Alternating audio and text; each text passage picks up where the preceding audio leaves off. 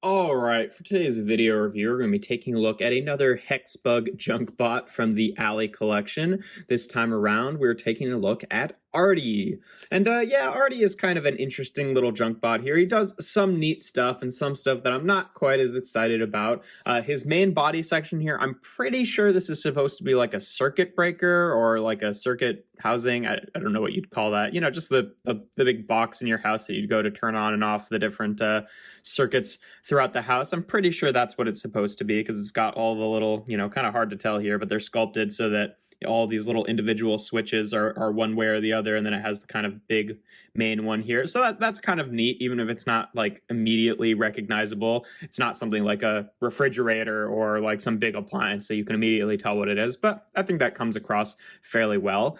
His head section up here is made out of like a street light, and then just like Sage, who we looked at last week, he's got this little beard mouth section. It looks a little bit less like a beard on him, just kind of like a, you know, extension of his face. He's got the little you know, floor scale where with the little footprint sculpted on there, and then this section that kind of acts as a mouth would be where you'd actually read the weight there. And he's got an iron as one of his feet here, a couple wheels in the back, and then the rest of his arms are pretty much just generic, you know, little machine parts all kind of add together. Maybe this is some kind of clamp or something. It looks a little bit specific, but I can't totally tell what it is. He's got the, just like Jack Static, he has that sword made out of the broken pair of hedge clippers there, which is pretty neat.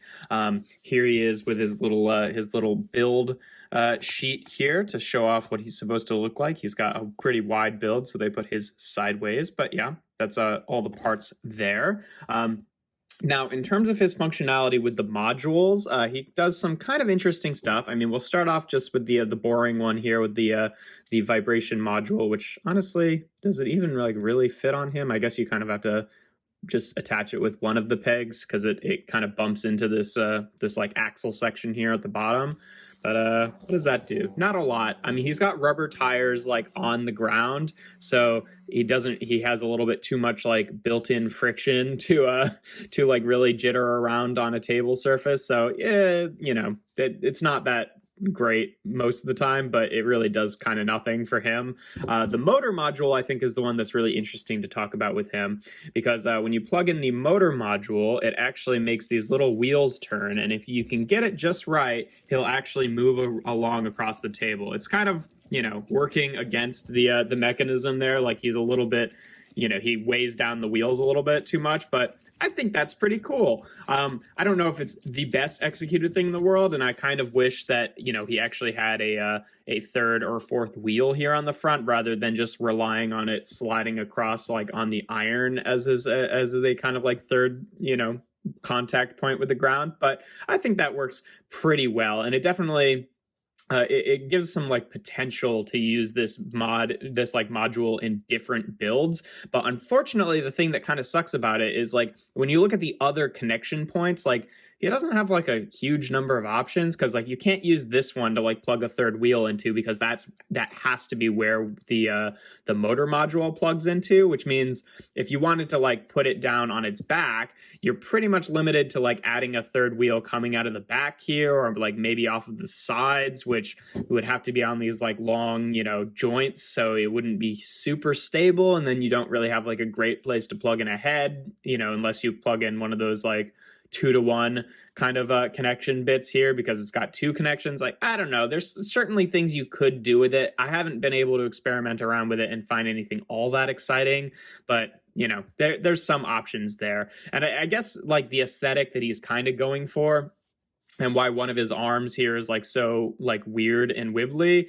is I guess it's supposed to be like a knight who's like charging forward, because he's got the sword in one hand, and then he's got this really weird hand for his other arm, which I guess is supposed to kind of be a shield. I don't know. I don't like this arm at all, because like if you look at the articulation for the figure, like you can move it around at the shoulder, but you can't really unbend it more than that, or this part just like falls out just because of how the connections work for these two pieces, which like, you know, we've had other ones that have like permanently bent elbows, but not not quite at that angle. Like, I think that's a little bit dramatic. So I don't know. I'm not a huge fan of this arm. This arm is fine. You know, it's just a few different joints here and has the little sword. But yeah, anyway, that's his aesthetic there. I guess let's look at the LED module. There's a few places you can plug it in. He's got a couple spots on the body here to kind of, you know, light up the like circuit section here. I guess let's do one on this side, one up here, and then we'll plug one into his head to light up the little lamp post. I think that's probably the best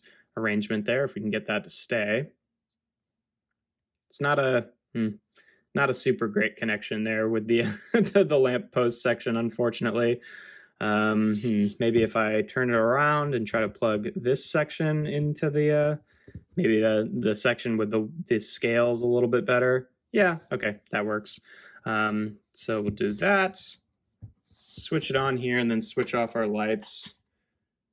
And, you know, that works pretty well. It's nice to see the little circuit sections lit up. I think the lamp post being lit up also works pretty well. Not overly exciting, but, you know, does pretty much what you expect it to. So I think that works well enough.